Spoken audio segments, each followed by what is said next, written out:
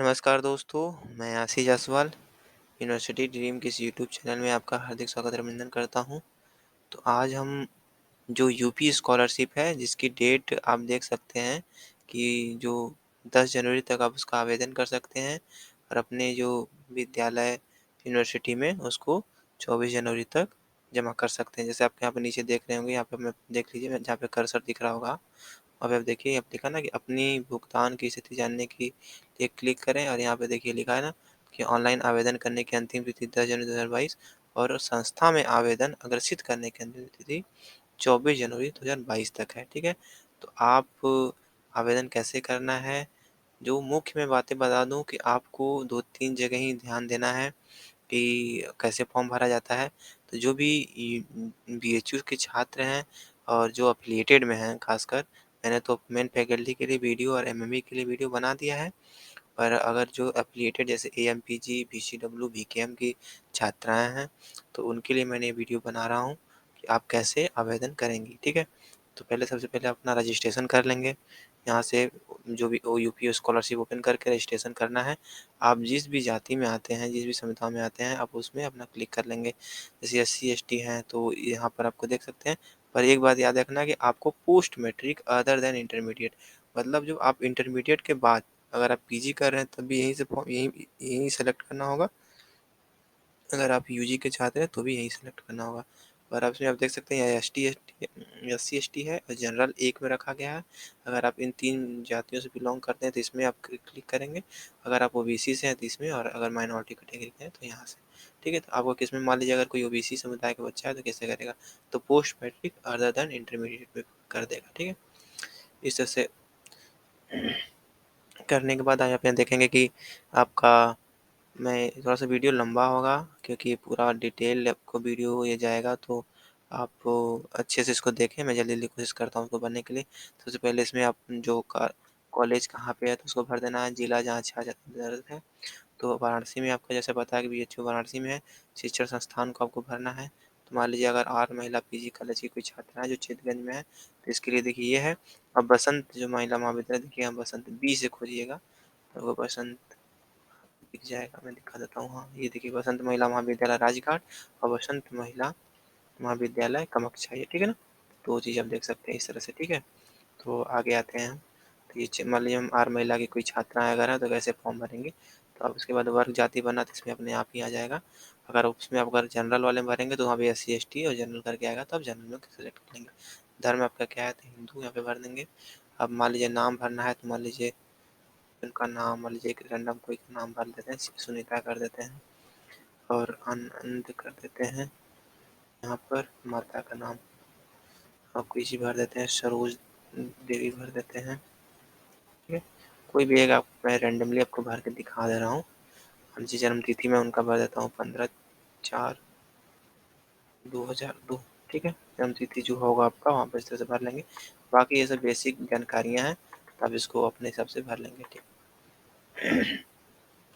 ये फीमेल हो गया। विवाह जो स्थिति आपका, अगर शादी हो गया तो शादी का स्थिति भरना है अपना।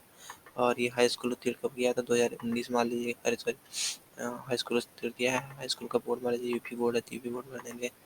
32/66/000 में भर देता हूँ यहाँ पे।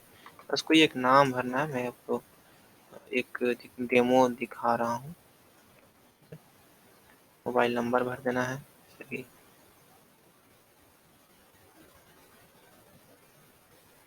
ठीक, मैं यहाँ पर ईमेल आईडी भर देता हूँ।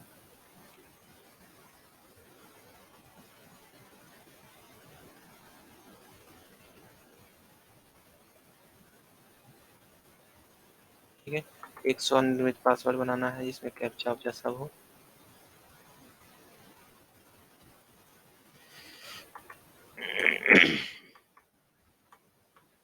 ठीक है, इसमें आपका फिर इसको री एंटर कर देंगे। फर्दर आज को आगे भरते हुए।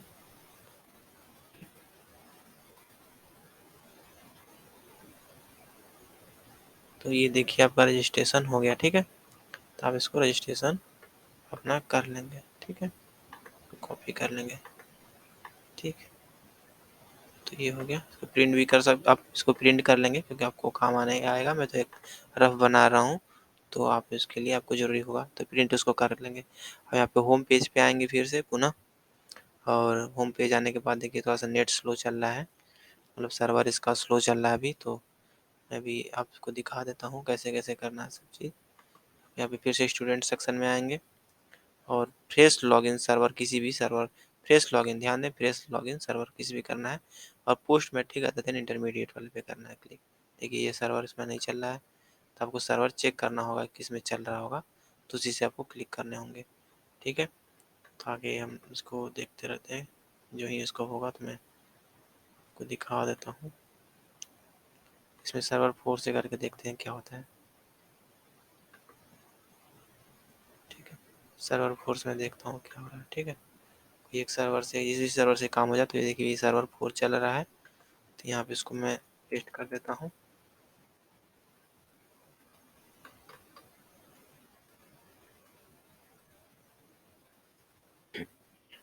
आप यहाँ पर जन्म तिथि और अपना जो पासवर्ड आपने इंटर किया था वहाँ पे, उसको इंटर करके आगे फर्दर बढ़ जाएंगे। ठीक है, तो यहाँ से हम इसको सबमिट कर देते हैं। ठीक, ये देखिए अभी नहीं ले रहा है।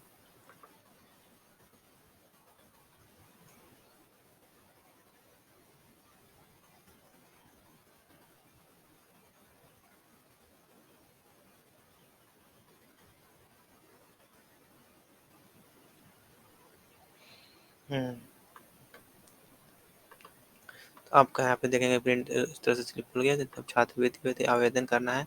अब ये आपका ज़रूरी जो चीज़ है वही भरना है। देखिए कैसे कैसे क्या भरना है, तो यहाँ से आपका स्टार्ट हो जाता है जो, अब तो पहले रजिस्ट्रेशन तो आपको बेसिक जानकारी था, अब इसको बाद जो आता है यही आपका मेन महत्वपूर्ण है चीज़ें। तो इसमें आपको नियमित भरना होता है, इसमें आप नियमित भरेंगे।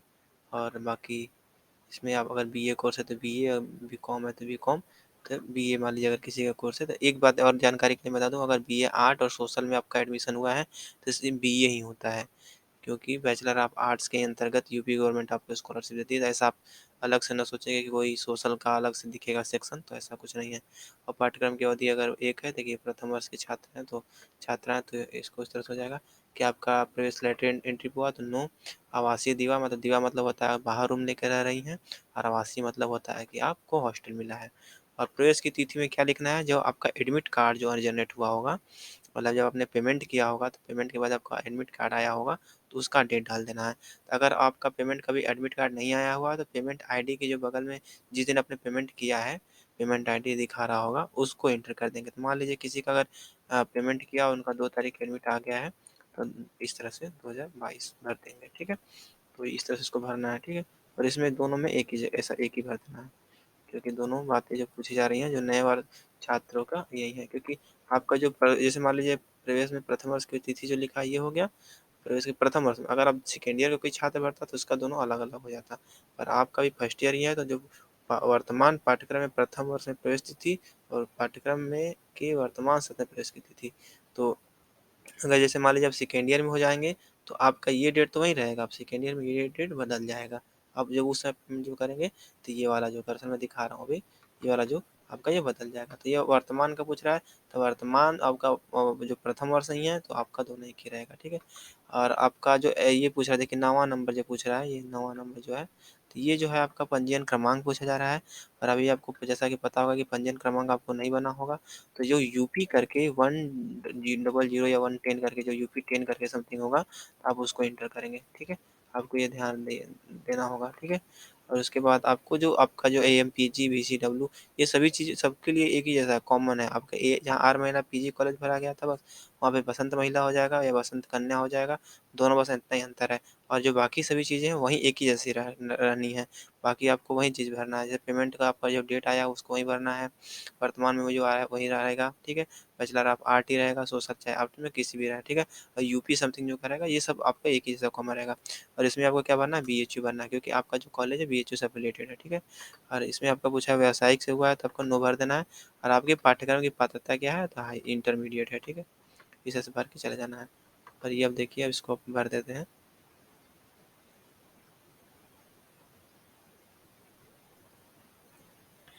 आपका हाई स्कूल का पास किए हैं तो उसका भरना है। हाई स्कूल में पूर्णांक कितना था तो 600 भर देते हैं और प्राप्तांक मान लीजिए 360 अंक मान लीजिए किसी ने प्राप्त किया है छात्रा ने, तो इसका 60% हो गया। ठीक है, और ये बोर्ड क्या भरना है हमको, यूपी बोर्ड भर देना है। ठीक है, तो कैपिटल कर लेंगे यूपी बोर्ड, EOARD। ठीक है, इस तरह से मान लीजिए यहाँ पे 500 में से मान लीजिए किसी ने 400 अंक प्राप्त किए हैं तो 80%। ठीक है, यहाँ पे यूपी बोर्ड भर देंगे। बस वीडियो लॉन्ग होगा, आप इसको संयम बनाए रखेंगे तभी आपको ये सब देखिएगा इसको अच्छे से, आपको एक कोई भी कहीं भी दिक्कत नहीं होने वाला है। जहाँ भी दिक्कत होगा हम आपको मैं बता दूंगा कि कहाँ से आपको क्या करना है। ठीक है, अब इसके बाद हम आगे बढ़ते हैं। ठीक, अब आ जाते हैं, देखते हैं क्या हो रहा है, ये क्या पूछ रहे हैं, कहीं कुछ दिक्कत है तो यहाँ पे हम देख लेते हैं आगे। ये मेन बात है कि जब आप लास्ट मोमेंट में आप जब कोई चीज़ भरते हैं तो सर्वर बहुत रश हो जाती है, जल्दी जो फॉर्म 2 मिनट में भरा जाता है वो जल्दी भरा ही नहीं जाता, तो इसलिए ये समय लग जाता है, बहुत टाइम मतलब कंज्यूम कर लेता है। ठीक है, यहाँ पे देखिए मैंने यहाँ पे सॉरी इसको नहीं भरा, 2021 भर देना है इसको। ठीक है, उसको ध्यान से सभी एक एक चीज़ भरना है। मतलब आप देखिए अब मान लीजिए कि आपने 2021 में पास किया, 2020 में पास किया, पर गैप हो सकता है, तो वो आप बखूबी समझ सकते हैं क्या भरना है। आप इतना अगर आप पास किए हैं तो एग्ज़ाम देकर आप यहाँ पर आए हैं तो आपको इतना जानकारी होगा ही। अब देखिए आ गया दूसरा आ जाता है शैक्षणिक, हम लोग रजिस्ट्रेशन कर लिया, शैक्षणिक कर लिया। ये देखिए जो दिख रहा है ना ऊपर, यहाँ पे मैं दिखा देता हूँ, जैसे ये दिख रहा है निजी दिख रहा है, यहाँ पे बैंक दिख रहा है, तो मैंने शैक्षणिक कर लिया है, यहाँ पे रजिस्ट्रेशन हो गया। मेरा निजी जानकारी, तो मान लीजिए आवासीय पता पूछ रहा है, तो मान लीजिए मैं वाराणसी में रहता हूँ तो वाराणसी वाराणसी डाल देता हूँ। ठीक है ना, और लंका, तो आपका स्थान का पता होगा उसको आप पत्रकार का पता मैं वही कर देता हूँ। ठीक है, आपका विकलांगता ऐसे कुछ पूछ रहा है तो अगर आप फिजिकली चैलेंज तो उस तरह से भरेंगे, नहीं तो छोड़ देंगे। ठीक है, अब आप पूरा इसमें एड्रेस में अपना आप पिन कोड सही डालिएगा, जैसे मैं यहाँ पे 22-10-05 यूपी, इस तरह से सारा चीज़ लिख दीजिएगा अच्छे से। ठीक है, कोई उससे मायने नहीं रखता वो सब, बस हाँ ये है कि अगर भर देंगे तो ठीक ही रहता है। ठीक है, तो इसको मैं फिर से कर लेता हूँ, फिर से भर लेता हूँ, ये पूरा हो गया। अब मैं इसको कर देता हूँ। ठीक है, तो मैं एक एक करके आपको लेके चल रहा हूँ। अब बैंक का नाम भरना है। ठीक, तो मान लीजिए मेरा बैंक है स्टेट बैंक में खाता है, तो मैं स्टेट बैंक में एंटर कर देता हूँ। ठीक है, और जनपद में कहाँ है, तो हाँ एक चीज़ जानकारी आपको ये भी देना है कि यहाँ पे मैं बता दूँ कि अगर आप वाराणसी में पढ़ रहे हैं, जिस भी ज़िले में पढ़ते हैं, तो उस ज़िले का ही खाता ज़रूरी होता है। पर अगर आप इस समय अपने घर पे हैं, दूर-दराज हैं, नहीं अकाउंट खुला सकते हैं, तो आप अपने होम डिस्ट्रिक्ट का ही अकाउंट डाल दें। पर अगर कोशिश करें कि अगर आपके पास अकाउंट यहाँ का भी बनारस का हो, तो बनारस वाला ही अकाउंट डालें, और अकाउंट नंबर और अकाउंट में जो नाम हो सब करेक्ट हो, और वो आपके ही नाम पे खाता हो, जॉइंट खाता भी ना हो, आपके नाम पे अकाउंट हो। ठीक है, तो ऐसा हो गया। ठीक है, अब यहाँ पे पूछ ले रहा है, अब ब्रांच का नाम पूछ रहा है, जैसे मान लीजिए तो मेरा BHU में ही है खाता, यहाँ पे BHU में शॉपिंग सेंटर है, तो शॉपिंग सेंटर भी है, BHU दोनों जगह है, तो इस तरह से आपको देखने को मिल जाएगा। ठीक है, अब छात्र छात्रा का खाता संख्या पूछ रहा है, तो मान लीजिए मेरा मैं डाल देता हूँ 0022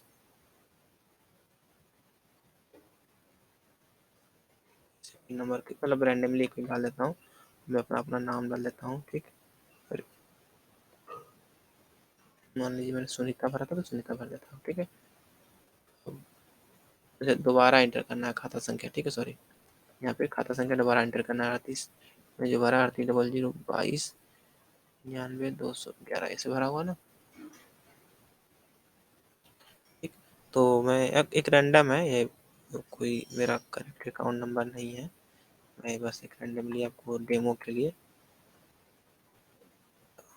ठीक, क्या है, हो गया ना। अब इसको मैं अब एक क्लिक करके अपडेट। ठीक, अब देखिए जो महत्वपूर्ण है आपका नॉन रिफंडेबल अनिवार्य शुल्क, यहाँ तक जो AMPG हो, VCW हो, VKM की हो, कोई दिक्कत नहीं। अब DAV के भी छात्रा हो तो भी दिक्कत नहीं है, बट अब ये आ जाता है कि अनुमोदित वार्षिक नॉन रिफंडेबल अनिवार्य शुल्क, तो ये ही ज़रूरी होता है।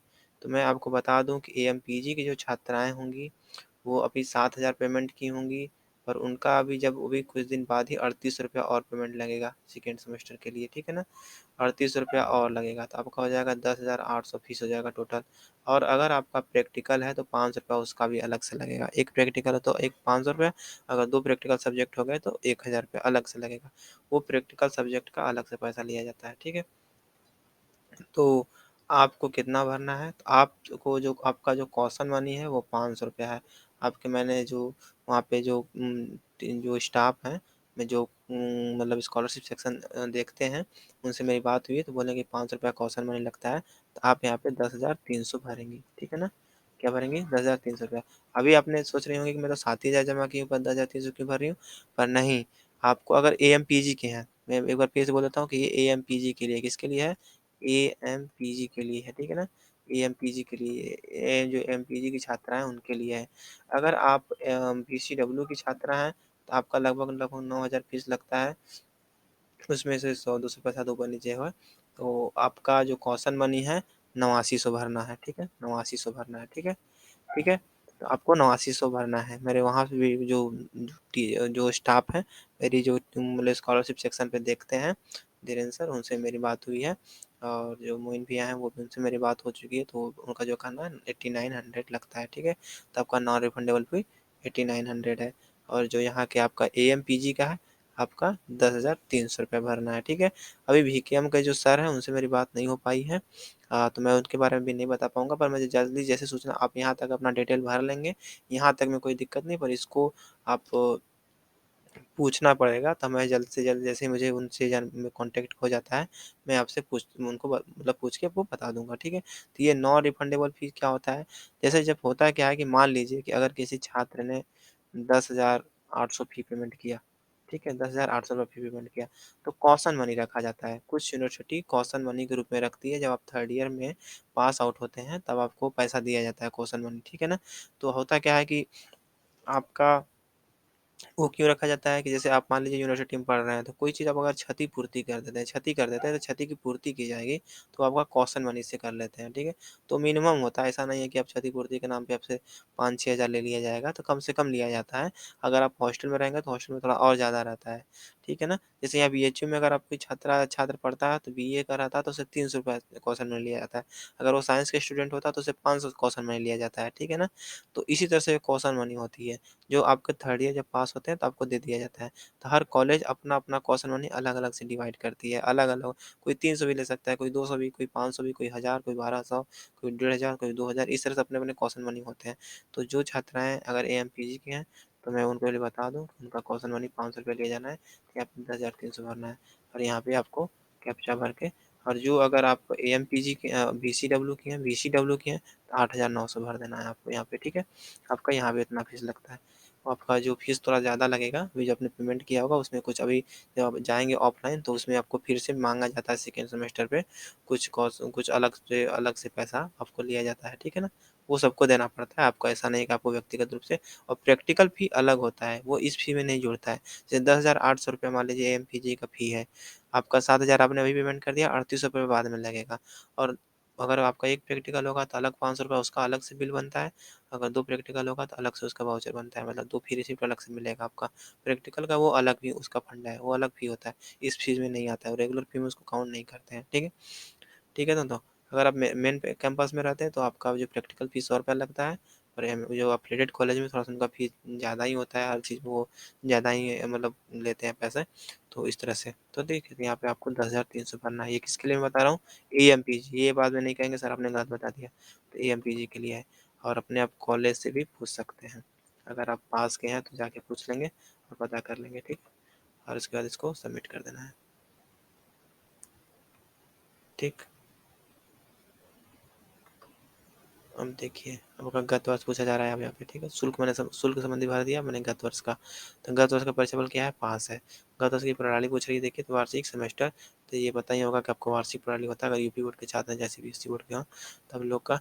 अब यहाँ पे देखिए, अगर सीबीएसई के होंगे तो सीजीपी प्रणाली रहता है आप लोग का, और यहाँ पे अगर यूपी बोर्ड के छात्र हैं तो वार्षिक प्रणाली कर देते हैं। इसमें देखिए ये ऑप्शन आता ही नहीं है, संस्था द्वारा अंगीकृत पूर्णांक, ये नहीं आता है। अभी ये आपका तब आएगा जब आप 1 साल के बाद सेकेंड ईयर में फॉर्म भरेंगे, तो ये ऑप्शन खुल जाता है। अब गत वर्ष का प्राप्तांक कितना था? प्राप्तांक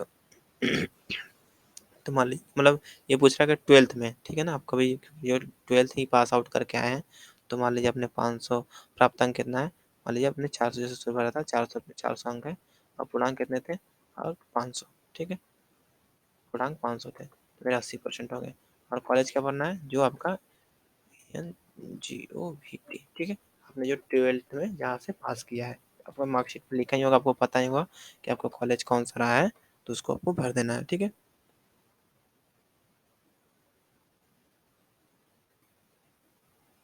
तो पुनः मैं एक बार रिपीट कर देता हूँ कि जो शुल्क जो था नॉन रिफंडेबल पे BCW का 8,900 है और AMPJ का 8,300 रुपये है, ठीक है? तो इसको फिर अपडेट कर देना है, यहाँ पे भर देना है, ठीक? इस तरह से हो गया ना? यहाँ पे आप देख सकते हैं, ये आपका फॉर्म भरा गया, ठीक? अब मैं आगे आ जाता हूँ।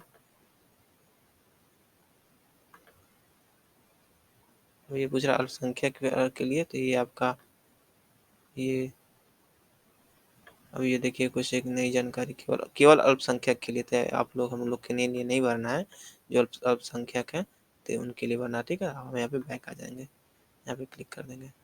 आप मेरा एरो देखते रहें कहाँ पे मैं एरो कर रहा हूँ, तो ये वाला वहाँ पे क्लिक कर देंगे। सॉरी देखिए अब ये मतलब बहुत लॉन्ग टाइम हो गया ना, तो इसलिए सॉरी हो गया। तो आपको फिर से बैक करके इस पर क्लिक करने होंगे और जो सर्वर 4 है उसमें एंट्री करना होगा। तो मैं आपको दिखाता हूँ, वीडियो थोड़ा लॉन्ग हो रहा है पर आपको पेशेंस बनाए रखना होगा, क्योंकि आपको बारीकी से चीज़ सीखना है, समझना है, तो इसमें समय लगेगा ही और सर्वर का भी खेल इसमें बहुत ज़्यादा होता है।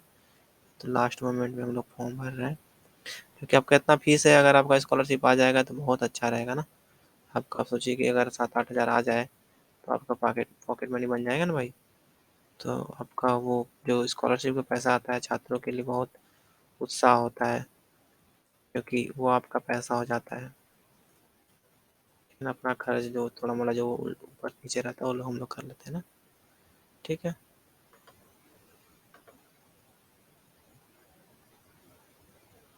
अभी देखिए यहाँ तक भरा गया था, फिर से वहाँ पे नहीं ले पाया है। देखिए सर्वर डाउन होने का मतलब यही होता है कि आपका कुछ ना कुछ रुक जाएगा। मैंने इसको भरा था, आपके सामने ही मैंने भरा था इसको, और आप देखेंगे ये फिर से बैक हो गया। तो इसको फिर से भर देता हूँ।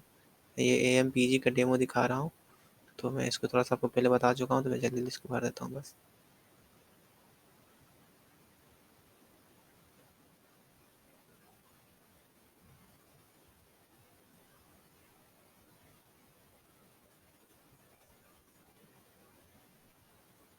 अपना कॉलेज का जो भी नाम है, लोकेशन जो भी लिखा रहेगा, उसको अच्छे से भर दीजिएगा।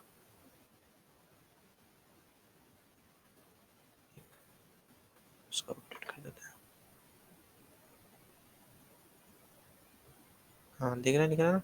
आपके आवेदन पर प्रक्रिया सफलतापूर्वक भरी गई है। आवेदन पत्र की पूर्ण करने हेतु अगला चरण फोटो अपलोड करें, बिना फोटो के आवेदन पत्र पूर्ण नहीं माना जाएगा, ठीक है ना? मैंने देखिए आवेदन तक लिख दिया, ये आ गया, ठीक? अपना कोई एक प्यारा सा फोटो लगा लेंगे, ठीक? और उसके बाद एक कोई प्यारा सा फोटो लगा लेंगे, फिर उसके बाद देखेंगे आप, उसके बाद हम आ जाते हैं, मान लीजिए अब उसमें आपको अपना जाति प्रमाण पत्र ये सब भरना होगा, ठीक है ना? अब एक एक देखिए अपलोड करते जाएंगे तभी आपका ये दिखेगा, ठीक है? तो मान लीजिए कोई फोटो अपलोड कर लेते हैं,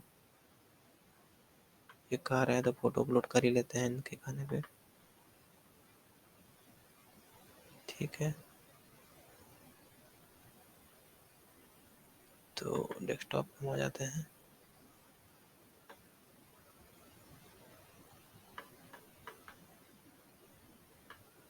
मैं कोई एक फोटो कर लेता हूँ,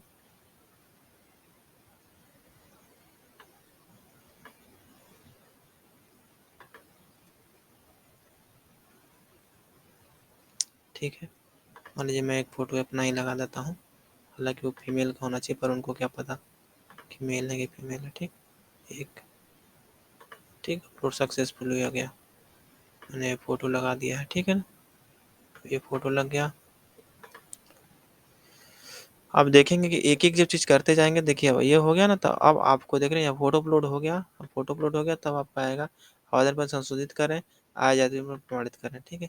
तब आप अपना आय प्रमाण पत्र जाति प्रमाण पत्र यहाँ पे लगा देंगे ना, यहाँ पे आवेदन फॉर्म संख्या भर देना है, क्रमांक संख्या भर देना है और उसमें कैप्चा डाल के सबमिट कर लेना, ठीक है? तो इस तरह से आप भरते हुए इस तरह से अपना जाति प्रमाण पत्र कर लेंगे, ठीक है। और उसके बाद देखिए क्या होता है, जाति हो जाएँगे, प्रमाणीकरण हेतु आधार नंबर डालें, आधार नंबर डाल के अपना ओटीपी प्राप्त करके ओटीपी से वेरिफ़िकेशन करना पड़ेगा। अब जाँच हेतु आवेदन प्रिंट करना होगा, प्रिंट करने के बाद उसको आप फिर फाइनल सबमिट करने से पहले एक बार देख लेंगे। जो 2-3 चीज़ें थी मैं आपको बता देता हूँ, ये सब जगह चीज़ें तो कोई गलत नहीं करने वाला है। यहाँ पर आप अपना आय और जाति प्रमाण पत्र प्रमाणित करवा लेंगे, मतलब उसमें अपना आय प्रमाण पत्र जो है, मैं दिखा देता हूँ फिर से पुनः एक बार जाके। अपना आपका आवेदन फॉर्म संख्या होगा जो और एक प्रमाण पत्र संख्या होता है जो आपका आय बना होगा ना, उसपे लिखा होगा। फिर उसी तरह से आप इसको सबमिट करेंगे तो फिर आपका जाति प्रमाणित करने के लिए आएगा, अपना जाति प्रमाण पत्र करवा लेंगे, ठीक है ना? और दोनों जब प्रमाणित हो जाएगा, आय और जाति हो जाएगा, फिर उसके बाद आपका आधार नंबर आपके लिए आएगा, तो आधार नंबर एंटर करेंगे, आपका मोबाइल नंबर उसमें माँगता है, अपना मोबाइल नंबर पे ओटीपी आएगा, उसको वेरीफ़ाई करेंगे। आधार से मोबाइल नंबर लिंक होना चाहिए, ये ज़रूरी हो गया है अब। तो उसको अपना ओटीपी आएगा, ओटीपी को वेरिफ़िकेशन करा लेंगे, तो आधार वेरिफ़िकेशन हो जाएगा मोबाइल से। उसके बाद आपका जाँच हेतु आवेदन प्रिंट करना होगा, प्रिंट कर लेंगे। तो उसमें आपको जो 2-3 चीज़ें वो जो मिलानी है, तो आप क्या करेंगे, जब आवेदन उसको प्रिंट कर लेंगे, तो जो 2-3 चीज़ें मिलानी है, मैं बता देता हूँ क्या-क्या मिलानी है आपको। तो आपको 2-3 चीज़ें क्या मिलानी है, मैं बता देता हूँ पुनः एक बार फिर से कि आपको मिलाना है क्या है, अपना जो यहाँ पे इसमें देख लेना होगा, ये जो चीज़ें हैं भर रहे हैं आपको बीए, एक बार आप पुनः रिपीट करता हूँ, बीए आर्ट और सोशल का एक ही होता है, कोई दिक्कत नहीं है। बैचलर ऑफ आर्ट ही लिखा जाएगा, आर्ट हो चाहे सोशल में। और यहाँ पे जो ये डेट भरना है, जब आपका एडमिट कार्ड आ चुका है, अगर पेमेंट कर दिया है तो उसका डेट डालना है, अगर आपने पेमेंट नहीं आया तो जो पेमेंट है, पेमेंट जिस दिन किया हुआ है उसको आपको एंटर कर देना है। कोई दिक्कत नहीं होने वाला, कोई परेशानी नहीं होने वाला, उसमें कोई मतलब बहुत ज़्यादा लॉजिक नहीं है कोई, ठीक है?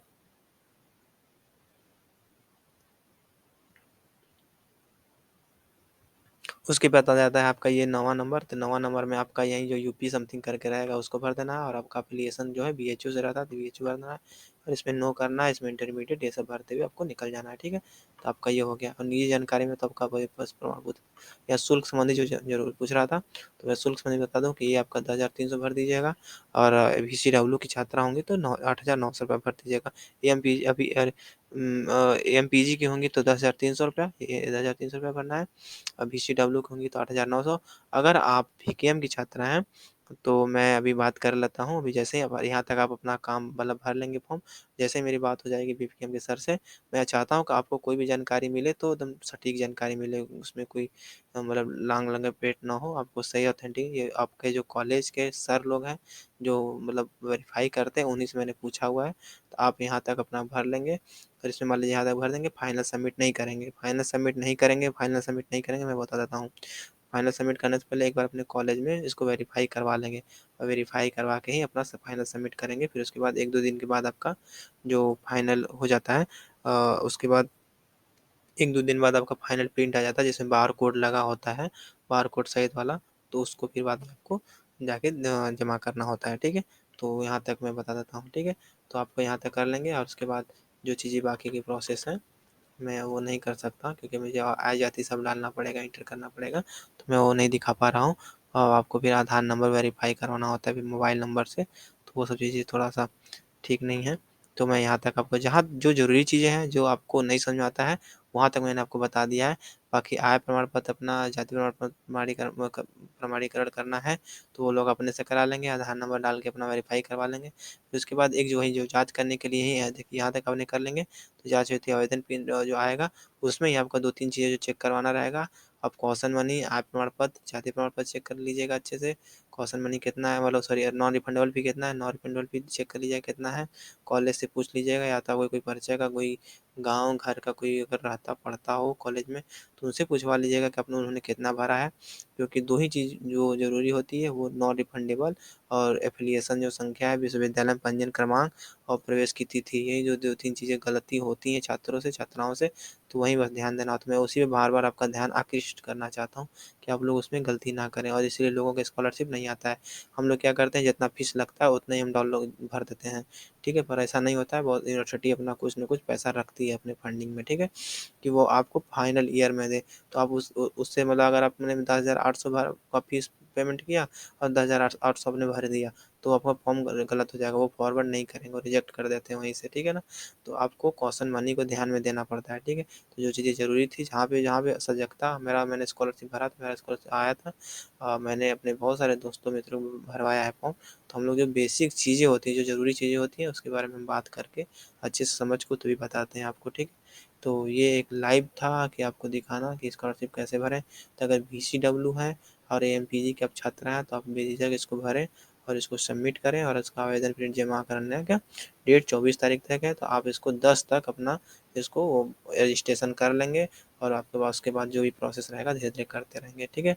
आधार कार्ड अपना सब वेरीफ़ाई करवा के अच्छे से काम कर लेंगे और उसके बाद जो प्रिंट करने के लिए यहाँ पे आएगा, यहाँ पर एक जो फाइनल प्रिंट आएगा आपको यहाँ पे, उसको प्रिंट करके आपको उसके बाद अपना आय, जाति प्रमाण पत्र, बैंक का पासबुक जो आपने दिया है, ठीक है? आधार कार्ड हो गया और उसके बाद आपका ये जो प्रिंट रहेगा स्लिप वो हो गया और उसके बाद आपका 10-12 का मार्कशीट हो गया और इतनी चीज़ें लगती हैं जहाँ तक मुझे अभी तक याद आ रहा है, ठीक है? अगर आपका कोई गैप सर्टिफिकेट है, गैप ईयर, तो गैप का भी सर्टिफिकेट लगता है और बीएचयू का जो अगर आप जिस भी कॉलेज में आपका एडमिशन हुआ है, तो उसका प्रिंट ले लेंगे, ठीक? आपका जो एडमिट कार्ड वाला प्रिंट रहेगा वो भी, जिनका आ गया वो, और जिनका जो पेमेंट वाला एक जो स्लिप रहता है, जो कोर्स एलोकेशन में दिखता है, ठीक है ना? तो वो वाला भी, ठीक है ना? आप उसको ले लेंगे जिससे आपको आसानी होगा, ठीक है? तो मतलब आपका डॉक्यूमेंट तो अच्छे से सबमिट हो जाएगा बिना दौड़े मतलब आपको परेशान नहीं होना पड़ेगा। तो आपकी सहजता के लिए सारी चीज़ें बताई जा रही हैं। तो आशा करता हूँ आपको मेरी बात समझ में आई होगी। तो इसी तरह से वीडियो देखने के लिए हमारे साथ बने रहें। चैनल को लाइक करें, सब्सक्राइब करें और शेयर करें। आपको बहुत-बहुत धन्यवाद।